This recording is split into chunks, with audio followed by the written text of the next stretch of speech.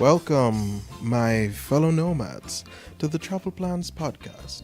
I, the traveling man, Jonathan Nelson, would like to bring you on a journey across Jamaica and possibly beyond, if my meager salary allows it. It's another one of my personal projects. This one is more specifically oriented at the large amount of travel that I've been doing recently. I've taken a particular interest in travel. It's fun. Going to new places, seeing new people, being introduced to cultures that I'm not used to, having my sensibilities challenged, finding new and interesting things about the country and the people that I love so much. Absolutely love Jamaican people.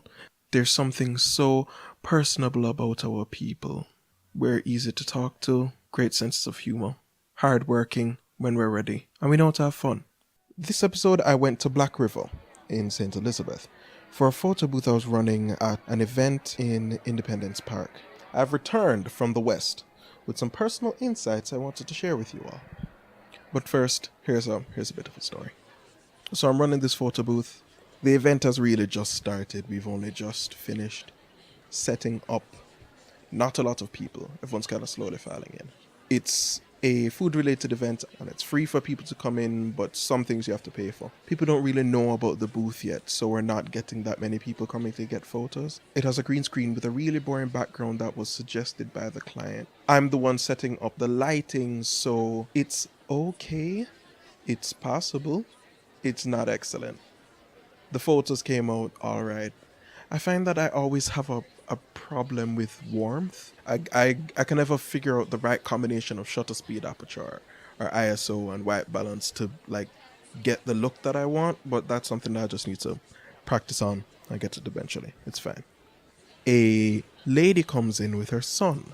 One thing that was specified by the client is that they wanted them to fill out these questionnaires so that they can collect information about the people who are coming to the photo booths, asking them questions about them and different products that are associated with the event and, what their opinion of them is, how did they find out about it, stuff like that.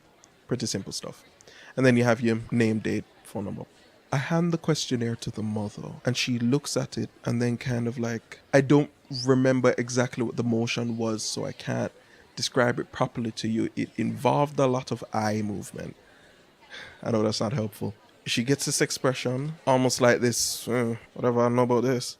And then she hands it to her son. Was the first one the son? Or was the first one the daughter? Oh no, the first one was the daughter. So she gets this look on her face like, I don't know about that. And then she hands it to her daughter. Her daughter is around high school age. She gives her the pen and doesn't really say anything, but the daughter starts filling it out. The idea is that the adult is supposed to fill it out, mostly because adults would mostly be using those products, or they'd be more than likely to be the ones purchasing the products rather than children.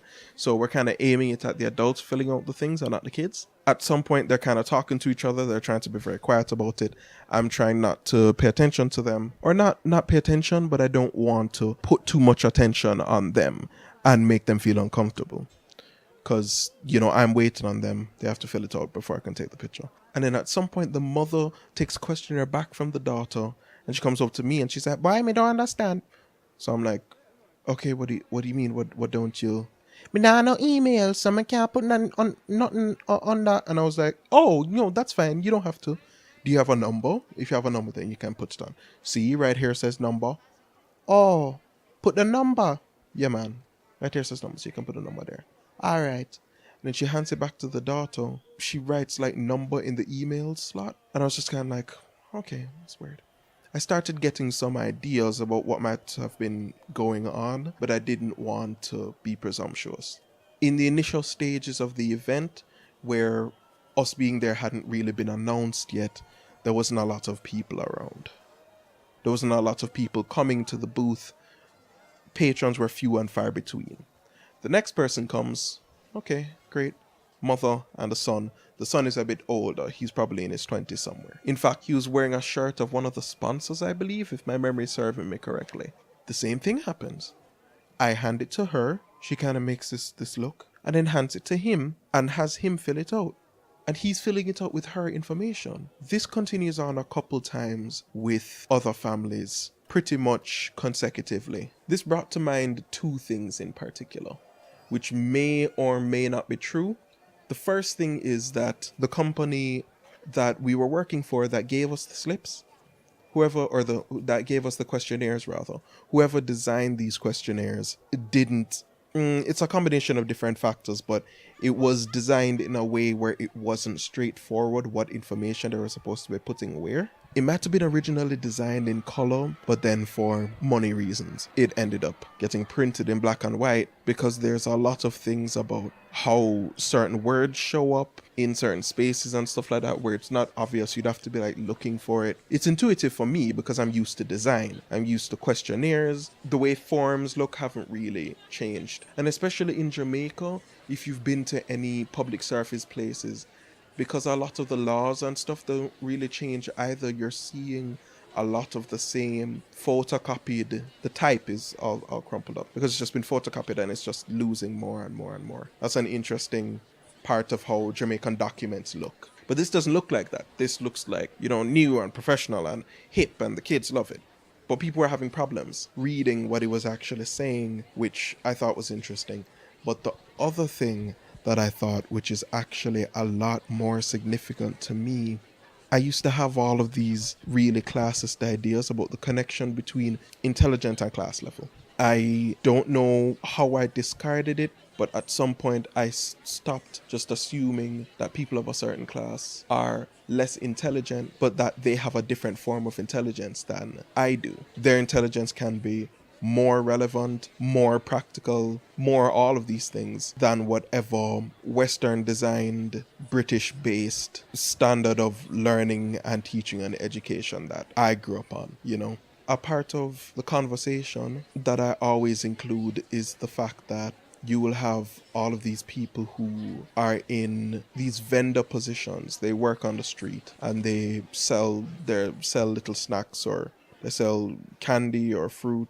And while doing this, which they've been doing for the past 20, 30 years, by the way, they also have a slew of children that they've managed to put through high school and college. And you're just wondering, how? How is it possible? How did you do it?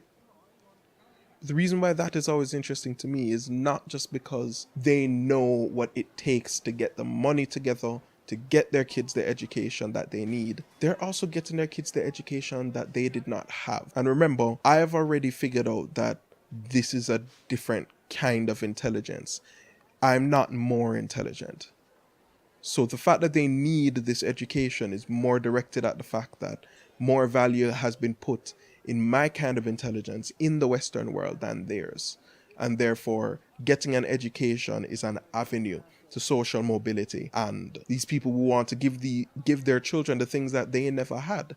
They want them to have access to those things. They want them to not have to worry about what they had to worry about in their lives because their lives were hard. That is a very intelligent, considered position. And that's something that really only comes with experience. But after a while, that's what I realized. I realized that what I'm witnessing is parents who don't really know how to read or write very well. They learned it at some point, probably. It's entirely possible that there are just large groups of people, of older, lower class people who either did not get the formal education that younger generations are getting now, or they didn't finish.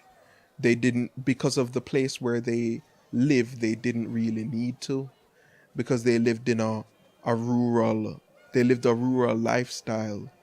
It didn't necessarily require them to interact with systems that involve the reading and writing of the English language, or any language for that matter. It's all oral traditions, it's all talking to people. The young people can go use them internet and whatever. I can't bother. I don't know, I can't bother with them things like with the computer and whatever. I don't understand. Which is always so interesting to me because it feels like that's a part of those same classist ideas, only it's going in the opposite direction, which you find will happen frequently with systems of oppression. A lot of people will look at the computer and feel like it's something that's above their station, Not having one, because computers are expensive, but understanding it. Like it's not worth it. And I'm not going to anyways. It's a touchy subject, education and the lack thereof. So I didn't ask any questions. Additionally, I was also working, so it would have been entirely inappropriate for me to decide to talk to people. At some point down the line, as I continue doing this podcast, I will start not just including more people, but definitely getting into interviews with these Jamaican people that I'm so fascinated by. I want to know more about what their life is like. I have a lot of hang-ups.